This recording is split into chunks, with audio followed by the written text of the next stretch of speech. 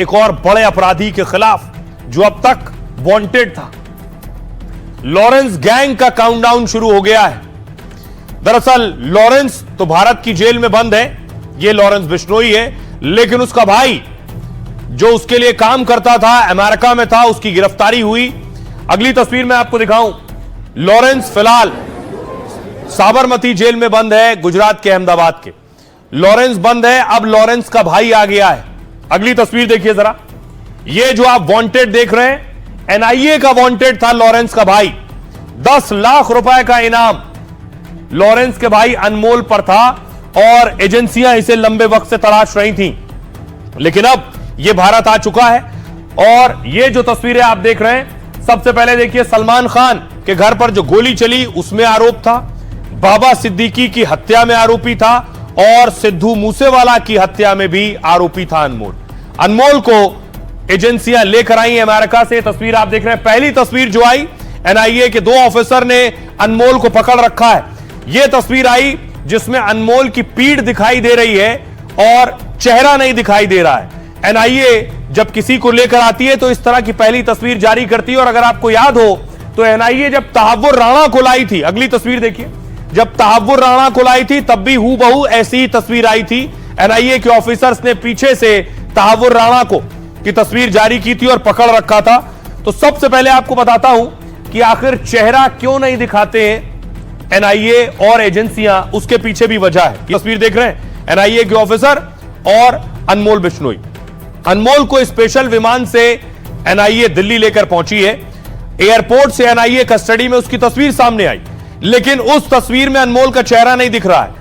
NIA ने अनमोल की सिर्फ पीछे से तस्वीर जारी की तो जहन में ख्याल आया कि आखिर चेहरा क्यों नहीं दिखा रहे। ऐसी ही तस्वीर तहव्वुर राणा के भारत आने पर भी आई थी। जांच एजेंसी एनआईए का यह कदम अचानक नहीं है, बल्कि एक गहरे कानूनी और जांच संबंधी पेच से जुड़ा है। पहचान परेड तक चेहरे को सार्वजनिक नहीं किया जाता है। कानून के तहत मजिस्ट्रेट के सामने पहचान तय होती है, जिसे आम बोलचाल में पहचान परेड कहा जाता है। यदि आरोपी का चेहरा पहले सार्वजनिक कर दिया जाएगा तो आरोपी की शिनाख्त परेड का कोई महत्व नहीं रह जाता। अदालत इसे कमजोर सबूत मानकर खारिज कर सकती है। अनमोल बिश्नोई की पहचान परेड अभी नहीं हुई, इसके बाद ही सामने से आधिकारिक तस्वीर जारी होगी। अभी भी तस्वीर सिर्फ इस बात के लिए है कि वो लाया गया है, ये इसका मकसद है। अब देखिए जरा, अनमोल लाया गया, यह तस्वीर थी एयरपोर्ट की, लेकिन एयरपोर्ट से जब वो कोर्ट ले जाया गया उसकी तस्वीर देखिए। चारों तरफ मीडिया का जमावड़ा था, पुलिस वैन थी जिसमें लॉरेंस के भाई को लेकर कोर्ट पहुंची टीम।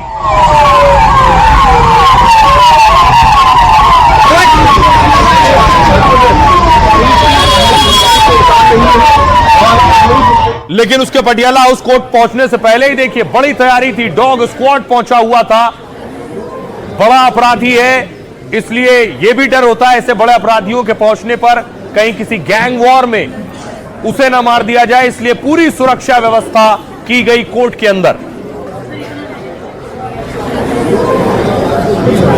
अब देखिए जरा, जब लॉरेंस को कोर्ट लेकर पहुंची टीम, लॉरेंस के भाई को, अनमोल बिश्नोई को, लॉरेंस के भाई को जब कोर्ट लेकर पहुंची है उस वक्त की तस्वीर है। मास्क लगाया हुआ है जिसने बीच में, वही है लॉरेंस का भाई अनमोल।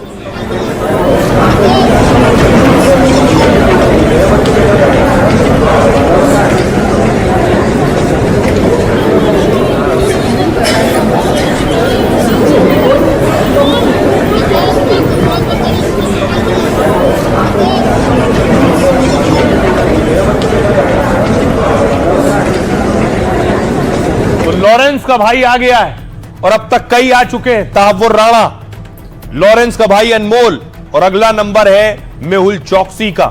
ये सारे भगोड़े अपराधी एक एक कर वापस आए हैं। अब मेहुल चौकसी और नीरव मोदी का नंबर है। यही है वो अनमोल बिश्नोई जो अमेरिका से लॉरेंस गैंग का पूरा कामकाज संभाल रहा था। करीब 3 साल से बिश्नोई कंपनी के इस छोटे डॉन ने विदेश की धरती से हिंदुस्तान में क्राइम और टेरर का कॉकटेल बना रखा था। लेकिन अब लॉरेंस बिश्नोई का ये भाई भारत में है। इसकी वापसी उस कामयाबी की अगली कड़ी है जो तहव्वुर राणा से शुरू हुई।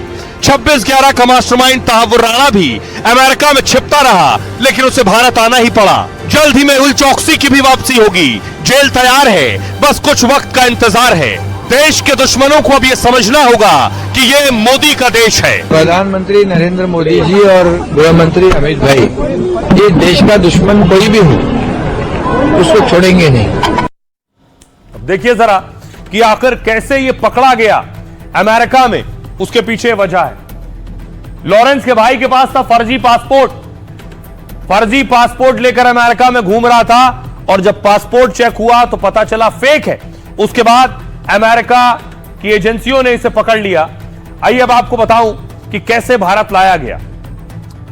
अनमोल बिश्नोई को अमेरिका से प्रत्यर्पित किया गया है लॉरेंस जेल में। एनआईए अनमोल को अमेरिका से दिल्ली लेकर आई है। पटियाला हाउस कोर्ट ने उसे 14 दिन की एनआईए कस्टडी में भेजा है। अनमोल लॉरेंस बिश्नोई का भाई और कई केस में वांटेड है। अनमोल 2022 में जाली पासपोर्ट की मदद से भारत से फरार हुआ। गोल्डी बरार और दूसरे साथियों के साथ कैलिफोर्निया में रह रहा था। पिछले साल अक्टूबर में एनआईए ने उस पर इनाम का ऐलान किया। 10 लाख रुपए का इनाम रखा अनमोल बिश्नोई पर।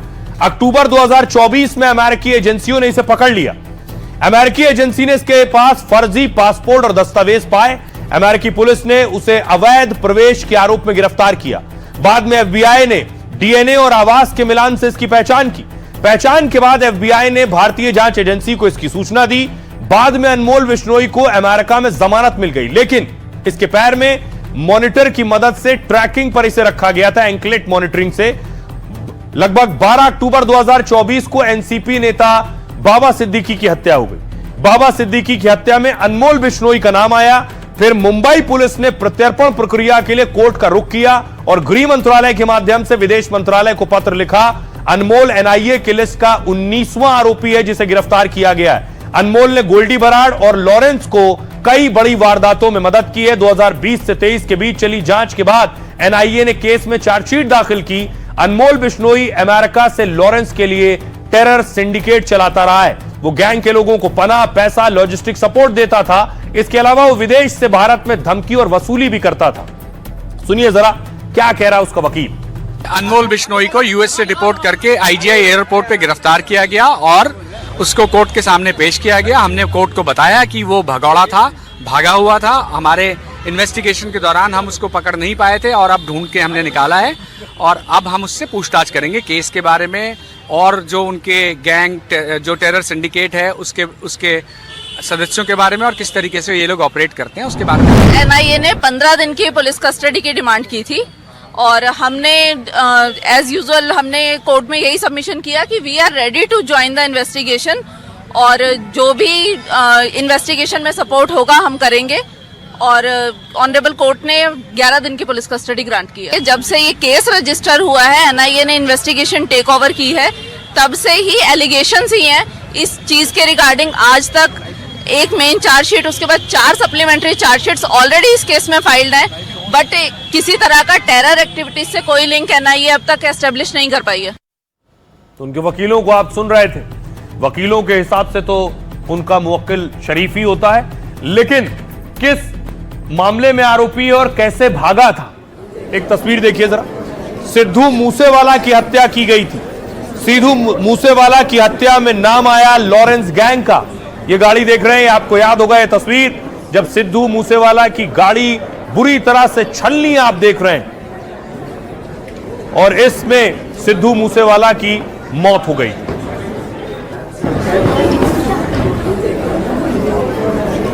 अब देखिए कैसे और क्यों भागा था अनमोल। साल 2022 में पंजाबी सिंगर सिद्धू मूसेवाला की हत्या की गई। पंजाब की सुरक्षा एजेंसियां हरकत में आती हैं और जांच शुरू करती हैं। हत्या की वारदात में लॉरेंस गैंग और अनमोल बिश्नोई का नाम आता है। जांच आगे बढ़ती है तो पता चलता है अनमोल विदेश भाग चुका है। सिद्धू मूसेवाला की हत्या के करीब 1 महीने पहले ही भाग गया था ये। जांच में पता चला कि फेक पासपोर्ट की मदद से अनमोल फरार हो चुका है।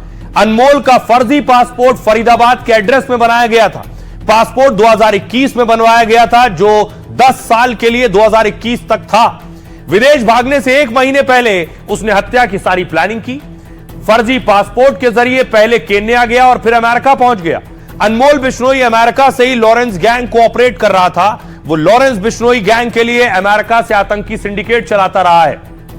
अब आपको बताऊं, यह सिंडिकेट अमेरिका से चला रहा था, लेकिन न सिर्फ भारत में बल्कि पूरी दुनिया में यह अपने नेटवर्क को चला रहा था। यह एक ऑर्गेनाइज, संगठित अपराध में शामिल थे। देखिए जरा दुनिया के, पहले देखिए भारत के किन किन राज्यों में, चंडीगढ़, पंजाब, हरियाणा, राजस्थान, गुजरात, महाराष्ट्र, हिमाचल प्रदेश, उत्तराखंड, दिल्ली, उत्तर प्रदेश, बिहार, पश्चिम बंगाल, मध्य प्रदेश, इन सब जगह इनका नेटवर्क था। दुनिया के देशों में देखिए जरा, इसे दुनिया के अलग अलग देशों में भी यह नेटवर्क चलाया जा रहा था। आइए आपको सुनवाऊं, सुनिए जरा क्या कुछ कह रहे हैं इनके चाचा। आज मेन जो चिंता है ये है कि उसको जो अगर डिपोर्ट करके अगर भारत ला रहे हैं तो सबसे पहले परिवार की तरफ से ये हमारी मांग होगी कि उस बच्चे की जो है भारत सरकार सुरक्षा यकीनी बनाए। अलग अलग जो है गैंगस्टरों के वो बन गए, ग्रुप बन गए, तो उसमें जो है हमारी चिंता यही रहेगी कि कहीं नुकसान ना हो जाए। लेकिन कानून जो अपना काम करे उसका तो हम सदा सम्मान किया और करते रहेंगे और पहले भी किया है। अब देखिए जरा, लॉरेंस का भाई भारत आ चुका है, उसे यहां रखा जाएगा एनआईए के ऑफिस में, क्योंकि एनआईए ने रिमांड ली है। एनआईए रिमांड में लेकर पूछताछ करेगी। कड़ी सुरक्षा एनआईए ऑफिस की बढ़ा दी गई है, यहीं रखकर पूछताछ की जाने वाली है। लेकिन सिर्फ एनआईए नहीं, आइए आपको बताऊं कि कौन कौन सी एजेंसियां पूछताछ करेंगी उससे, क्योंकि एक दो अपराध नहीं किए, हर राज्य में अपराध किए, चाहे एनआईए हो, क्राइम ब्रांच हो, स्पेशल सेल हो, क्राइम ब्रांच मुंबई पुलिस हो, पंजाब पुलिस, राजस्थान पुलिस। सबसे पहले देखिए एनआईए क्या जांच करेगी। आतंकी सिंडिकेट केस की जांच एनआईए करेगी, वो सवाल करेगी। क्राइम ब्रांच दिल्ली पुलिस 2023 में एक कारोबारी से करोड़ों की वसूली के केस में पूछताछ करेगी इससे। Special cell Delhi police organise crime syndicate मामले में जांच करेगी और इससे पूछताछ करेगी। ये सब बारी बारी से कस्टडी मिलेंगे इसे। क्राइम ब्रांच मुंबई पुलिस बाबा सिद्दीकी हत्याकांड मामले में इसे कस्टडी मिलेगी। पंजाब पुलिस सिद्धू मूसावाला हत्याकांड में इसे कस्टडी मिलेगी और राजस्थान पुलिस 1 दर्जन से ज्यादा मामलों में इससे सवाल जवाब करने वाली है। तो अनमोल बिश्नोई लॉरेंस से जुड़ा है और अमेरिका में बैठकर सारे अपराध को अंजाम दे रहा था, इसलिए सारी एजेंसियां इससे सवाल करेंगी। सुनिए सियासतदानों। प्रधानमंत्री नरेंद्र मोदी जी और गृह मंत्री अमित भाई, ये देश का दुश्मन कोई भी हो उसको छोड़ेंगे नहीं। पाकिस्तान को भी ऑपरेशन सिंदूर के माध्यम से जिन्होंने पहलगाम का हमला किया है उनको भी मुंह तोड़ जवाब दिया है। घर में घुसकर मारने का काम किया है। ये नया भारत है, इसलिए इस देश में हमारे किसी भी राज्य में ऐसी कोई भी दुर्घटना हो तो आरोपी कोई भी हो, कहीं भी हो, उसको ढूंढ कर लाने का काम सरकार करेगी। मोदी जी है तो मुमकिन है। अब भारत की भूमि पर कोई भी गुनहगार, उसके दिमाग में यह विचार नहीं आएगा कि इस देश में कोई गुनाह करके बाहर भागे तो बच जाएगा। बिल्कुल नहीं बचेगा। कोई यहां पे गुनाह करके भी भागे, धोखाधड़ी करके भागे, तो उसे पता है देर लगेगी, पर उसे भारत लाया जाता है। ये विगत 12 वर्षों में हमने देखा।